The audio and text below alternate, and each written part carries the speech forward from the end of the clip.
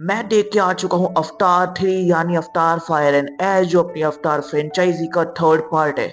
इसका first part 2008 में, second part 2022 में, तीसरा पार्ट अब 2025 में, चौथा पार्ट ऐसे 2028-29 में आएगा, फिर ऐसे वो पांचवा पार्ट। मतलब अपने जेम्स कैमरन भैया ने भैया कह रखा है कि देखो ये अवतार की एक ऐसी फ्रेंचाइजी है, चाहे मैं तुम्हें इसमें स्टोरी दूं या ना दूं, बट मैं तुम्हें इसमें मजा विजुअल्स तो बहुत कमाल के देने वाला हूँ। अब मैंने ऐसा क्यों बोला कि मैं तुम्हें स्टोरी दूं या ना दूं, तो इसका बहुत सिंपल सा रीजन है। ये एक वैसी फ्रेंचाइजी बन चुकी है जैसी ऑलरेडी हम अपनी दो फ्रेंचाइजी और देख रहे हैं, और उनमें भी स्टोरी लाइन को दिखाने के लिए कुछ नहीं बचा।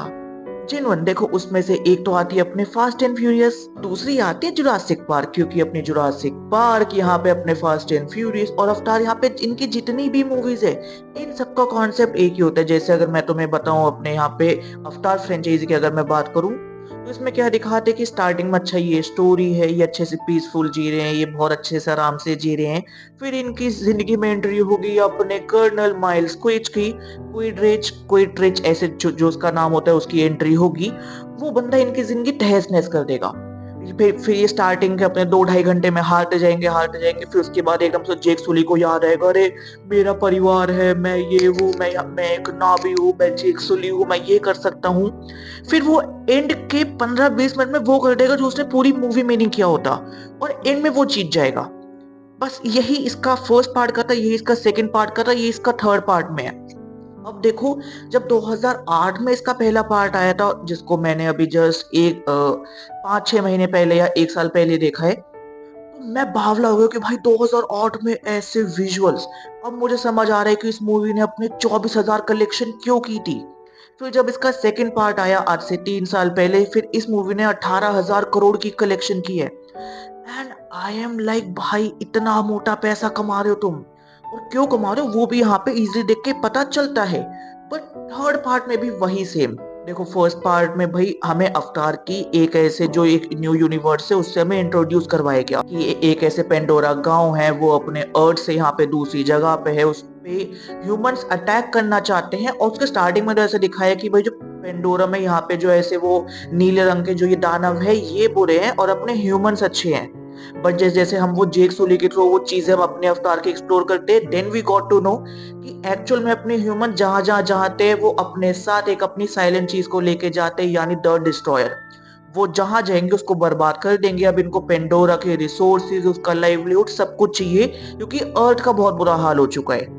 और तो ये इसलिए जेक सुली को एज अ अवतार बना के उनमें भेजते हैं कि तो उनसे घुल मिल, उनसे बातचीत बढ़ा, और किसी तरह तो उनको बिना कलेश के यहाँ पे मैनिपुलेट कर दे।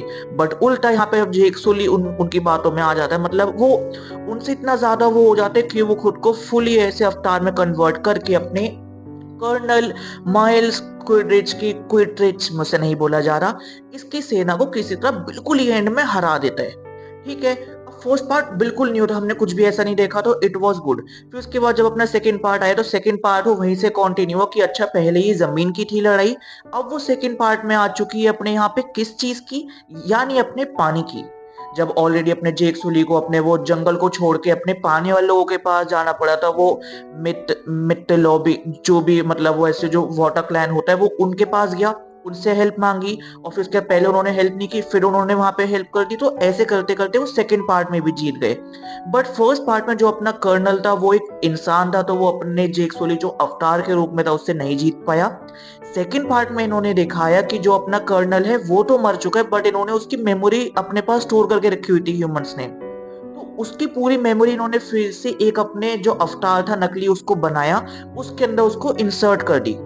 तो सेकंड पार्ट में अपनी जेक सोली अवतार वाली फॉर्म में, और अपने यहाँ पे कर्नल माइल क्विडरिच अवतार वाली फॉर्म में, दोनों ऐसे जिनका मुकाबला हुआ वो टक्कर का हुआ, उसमें भी अपना यहाँ पे कर्नल हार गया। अब तीसरे पार्ट में इन्होंने दिखाया फायर एंड ऐश की भाई यहाँ पे कन्वर्टेड अवतार नहीं, जो एक्चुअल में अपने अवतार ही थे, यानी जो अपना यहाँ पे फायर क्लैन था उनसे इनका पंगा होता है, और जो उसकी जो रानी होती है वो बन जाती है यहाँ पे अपनी गर्लफ्रेंड माइल क्विडरिच की। और फिर उसके बाद वो किसी तरह पकड़ के यहाँ पे जेक सुली को पकड़ लेते हैं, उसको टॉर्चर करते हैं, उसकी फैमिली को टॉर्चर करते हैं, फिर जो उसकी बेटी इसकी जो बीवी होती है नेत्री, फिर इसकी जो बेटी होती है, फिर जो उसका बेटा होता है, वो इनके बीच में ऐसे वो कन्फ्लिक्ट कलेश होते हैं, फिर एंड में आते आते अपना जेक सुली जीत जाता है।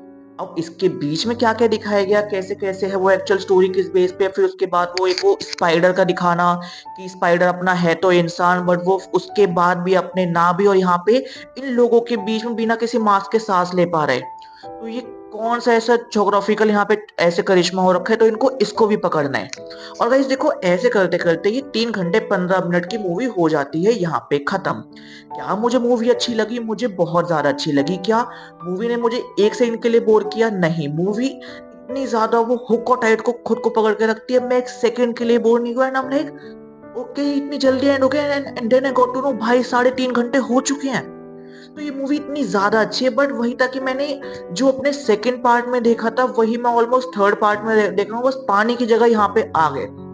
अब देखो यहाँ पे अगर तुम मेरे से अदर एस्पेक्ट्स के बारे में पूछोगे जिसके अंदर फॉर श्योर एक्टिंग एक मेजर रोल नहीं है क्योंकि एक्टिंग में ऐसा कुछ नहीं है क्योंकि 95% मूवी अपने सीजीआई और वीएफएक्स पे बनी है। तो जो भी अपने करेक्टर जिन्होंने ये रोल पोर्ट्रे किया जिनके वो फेशियल एक्सप्रेशन दिखाए गए स्पेशली अपना स्पाइडर जिसके लिए कोई यहाँ पे सीजीआई यूज नहीं हो रहा वो एक्चुअल में अपने ह्यूमन फॉर्म में ही है। तो काफी ज्यादा मतलब माइंड ब्लोइंग। अब मेन चीज अब डायरेक्टर यानी जेम्स कैमरन भाई साहब ये बंदा इससे भी अराउंड 15,000 करोड़ तो लेके जाएगा। हाँ हो सकता है इंडिया से इस बार उसकी कलेक्शन ना है बट भाई ओवरसीज ओवरसीज क्या मूवी बाहर की है इंडिया उसके लिए ओवरसीज है। तो अच्छा खेलने वाला है भाई फिर सीजीआई वीएफएक्स इसके विजुअल्स फर्स्ट पार्ट में अगर यहाँ थे सेकंड पार्ट में यहाँ है तो थर्ड पार्ट में यहाँ है वो और ज्यादा एक्सप्लोर करना और फिर उसके बाद वो एक सीन आता है कि ये ना पानी के अंदर होते हैं इतने इतने।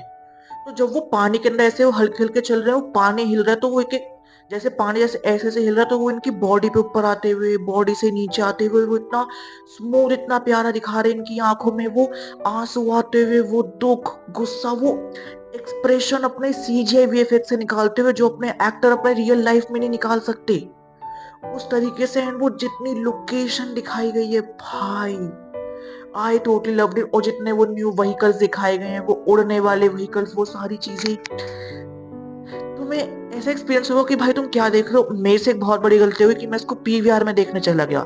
मेरा बहुत मन था मैं इसको आईनॉक्स में देखूं मैं आई मैक्स में देखूं।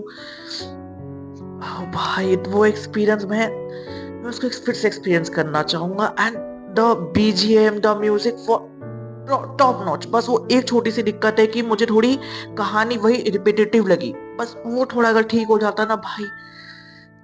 बाकी गाइस चल मिलते हैं एक न्यू वीडियो के साथ and even the all this क्योंकि मेरा काम ही यही है तो मुझे कहानी रिपीटेटिव लगेगी बट जो अपनी 99% जो नॉर्मल ऑडियंस है उनको ही अच्छी लगेगी मैं इस बात की गारंटी दे सकता हूँ गारंटी। बाकी चल मिलते हैं एक न्यू वीडियो के साथ बाय गाइस।